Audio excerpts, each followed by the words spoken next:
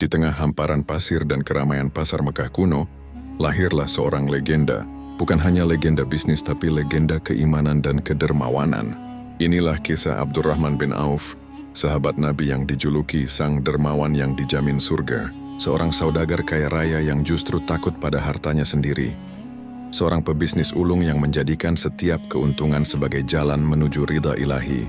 Kisahnya bukan hanya tentang kesuksesan duniawi, melainkan tentang bagaimana kekayaan bisa menjadi tangga menuju surga.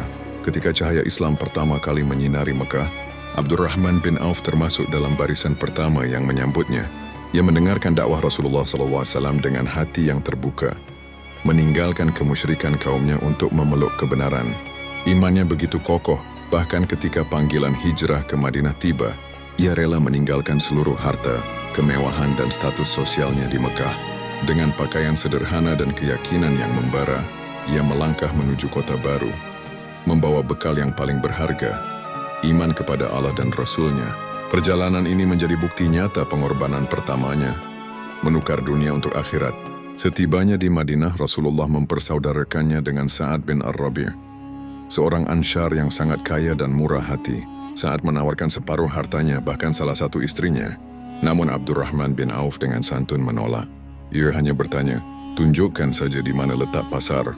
Dengan semangat kemandirian yang luar biasa, ia memulai bisnisnya dari nol. Tanpa modal sepeser pun, ia memanfaatkan kecerdasan bisnisnya, memulai dengan menjual keju dan minyak samin. Kejeliannya melihat peluang dan etos kerjanya yang tinggi membuatnya sukses dalam waktu singkat. Pasar Madinah menjadi saksi bagaimana seorang muhajirin tanpa harta bisa bangkit menjadi salah satu saudagar terkaya. Namun kekayaan itu tidak pernah membuatnya lupa diri. Justru hartanya menjadi senjata untuk perjuangan Islam. Saat perang Tabuk yang penuh kesulitan, ketika pasukan muslim membutuhkan dana besar, Abdurrahman tanpa ragu menyumbangkan 200 uqiyah emas. Jumlah yang sangat fantastis. Kedermawanannya tidak berhenti di medan perang. Suatu hari kota Madinah gempar oleh kedatangan kafilah dagang miliknya, yang terdiri dari 700 unta, memenuhi seluruh jalanan.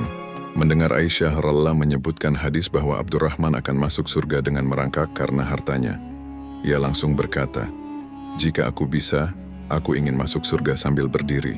Seketika, seluruh kafilah beserta isinya ia sedekahkan untuk fakir miskin di Madinah. Semakin kaya, semakin besar pula ketakutannya. Abdurrahman bin Auf sering terlihat termenung, menangis dalam doanya, khawatir hartanya akan menjadi penghalang antara dirinya dan surga. Ia seolah berlomba dengan takdir, berusaha memiskinkan dirinya sendiri di jalan Allah.